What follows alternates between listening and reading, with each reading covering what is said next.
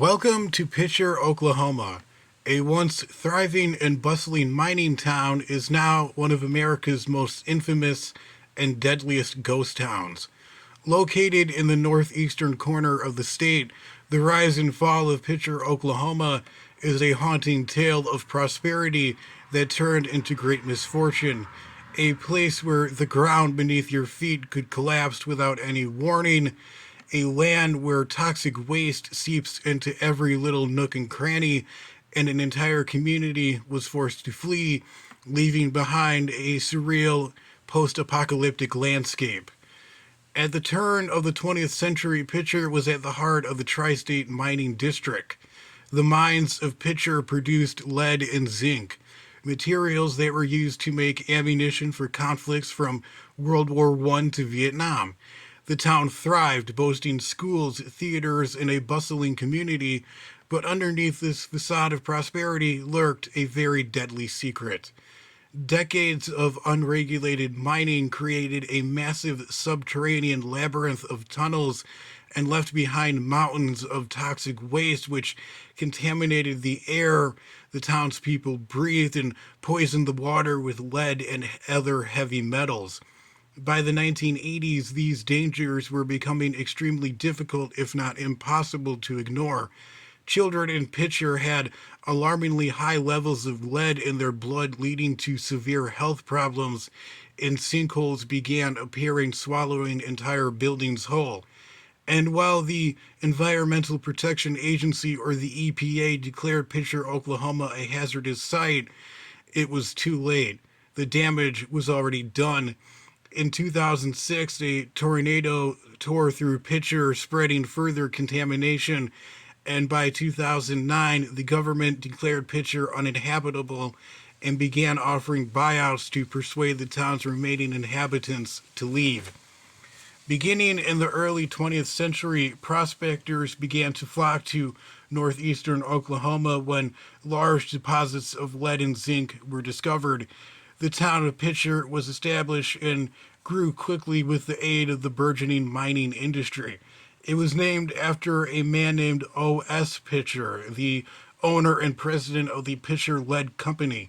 Its perfect geological location allowed for the town to sit on a massive vein of lead and zinc ore, which resulted in prosperity. By 1929, the town's population stood at 14,000. The mines operated around the clock, extracting vast quantities of lead and zinc. This material proved invaluable to America's industrial and military efforts, especially during World Wars I and II. In fact, a massive $300 billion worth of ore was extracted from the mines near Pitcher. It was a vibrant and thriving community. The mining techniques that were used in Pitcher were typical of the era, but left a lasting impact on the environment. The miners used a method known as room and pillar mining. This is where underground rooms are excavated out, leaving pillars of unmined ore to support the roof. Over time, however, these pillars become more and more unstable, which leads to collapses occurring and sinkholes occurring as well. Furthermore, the extraction process generated massive amounts of waste material known as chat piles, which were piled all over the town. These chat piles often contained traces of lead and other heavy metals, which ended up leaching into the soil and water, creating an extremely toxic environment. The milling process, which separated valuable metals from the ore, also contributed to the contamination, releasing fine particles into the air and the water. However, despite these dangers, the town of Pitcher's main focus during the boom years was economic gain. The prosperity the mining had brought overshadowed every potential health concerns or ecological consequences. However, as the years passed and the mines were exhausted, the hidden costs of this unchecked industrial activity began to surface, leading to one of the greatest environmental disasters in American history. The gradual depletion of Pitcher's lead and zinc reserves led to the town's decline. The final mining operations shut down in 1967. leaving behind 14,000 abandoned mine shafts, 70 million tons of mine tailings, and 36 million tons of mill sand and sludge as its population crashed to 2,000. This downturn in mining activity resulted in major job losses and a shrinking population as workers and their families began looking elsewhere for better prospects. Local businesses which had thrived during the boom years began to close. Schools faced dwindling enrollments. Funding cuts resulted in public services rapidly deteriorating, and the town's infrastructure, which was involved with the mining activity, fell into disrepair.